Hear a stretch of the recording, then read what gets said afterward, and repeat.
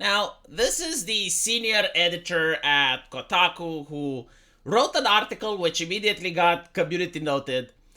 She talked about the Sweet Baby Inc. situation without mentioning how it all started. And that is the fact that one of the employees at Sweet Baby Inc. was a cancel pig, and he tried to cancel a Brazilian Steam account which barely had 10,000 followers at the time, and this is what kicked it off. So, what I find absolutely fascinating about this tweet is that she is begging Hassan the Han in public. Like, she's not even doing it in private. She doesn't have the connections required to actually reach to him in private, and is begging him to give her airtime. The reason that I find this hilarious is because it shows just how much Kotaku has fallen. The article which she made about Sweet Baby, when I first looked at it, it had like 24, maybe 27 comments.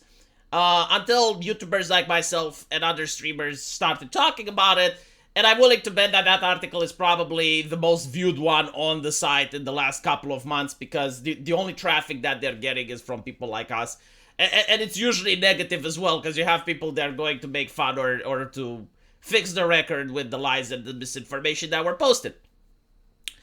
But with that aside, you can see just how much Kotaku has fallen. Like I remember a couple of years ago, there was this gaming convention which made fun of Kotaku. It basically said, to the left, you have this convention, to the right, you have this convention. This is what you have if you walk forward. If you walk backwards, you may find Kotaku's journalistic integrity. So they made a meme, right, making fun of Kotaku's publication. And immediately the cancel pigs from Kotaku, they sent a threatening article. It's like, hey, you better watch yourself, because we command the armies on Twitter. You do not know who we are. You do not know the hell we can raise. And immediately, right, the gaming convention, oh, we apologize. Oh, bad jokes. So sorry, Masa. So sorry.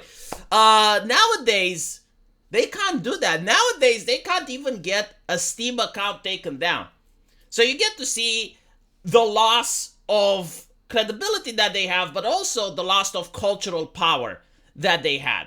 Back when Gamergate was a thing in 2016, a lot of people were genuinely afraid of Kotaku. Like, they looked at it as if this behemoth of a publication, right? Like, they had this massive megaphone, this power to sway the masses, this power to destroy corporations. Like, gaming companies would have their stocks ruined if Kotaku published a negative article. The thing that's hurting them the most, and the main reason that they want to defend Sweet Baby, is because they are losing cultural power, and worst off, the gaming companies are noticing, hey, why do we listen to these people? Why don't we just go to Hassan?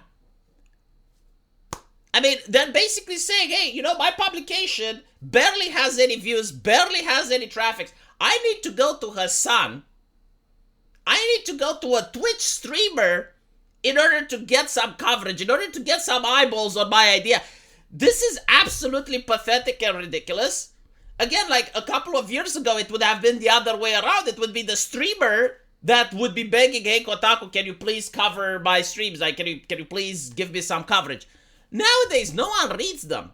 And the fact that the senior editor has to do this in public, again, like, I'm not against the senior editor appearing on a man's show. That's fine, it can happen, rarely, but it does. But to beg in public, it means that she doesn't have the connections required in order to reach this person. Like, they don't have the staff required, and not only that, they don't communicate. Like, that's bizarre, like, if you're a game journalist, you would assume that you would at least have some contact with streamers and stuff, but no. What is their community outreach? How do they even know what gamers want? How do they even understand the gamers? Because this is a publication that is writing for gamers, right? Because you gotta ask, like, who is your target audience? Who are you writing for? You know what's the secret? I think they don't know either. I think if you ask a Kotaku journalist, like, how do you view your reader to be like? Because I know how you guys look like. I can view the type of average person that looks at my content. I kind of know what they think, what they like. Obviously not every single one, but like in average, I can definitely do that. I don't think Kotaku can. I don't think they know who they're writing for. I think they're just writing for inertia at this point. Because every single time they're pushing an article now, you have normies like Asmongold and other people that are like completely milquetoast content creators appealing to the normies, and they're just dismissing their arguments like they're Goku with Ultra Instinct. Just dodging all the arguments, dodging everything that they're saying. No one cares. This is the absolute state that they are. They have no more supporters. They have no more base. Even the cancel pigs on the left, they tried to take down the Steam account again, and they couldn't do that. This is the danger, right? Because they will say, well, you know, Sweet Baby is just a consultancy group. And I keep getting like all these arguments like, oh, all you guys are doing, it doesn't matter. Oh, you know, a couple of angry gamers with pitchforks isn't going to do anything to the industry. It's going to do a lot to the grifting industry. The grifting industry has to suffer because it is exposing them that they cannot take down a small Steam account. If that entire grift, like if you look at what the CEO of Sweet Baby was saying, is like, oh, you need to terrify the marketing team.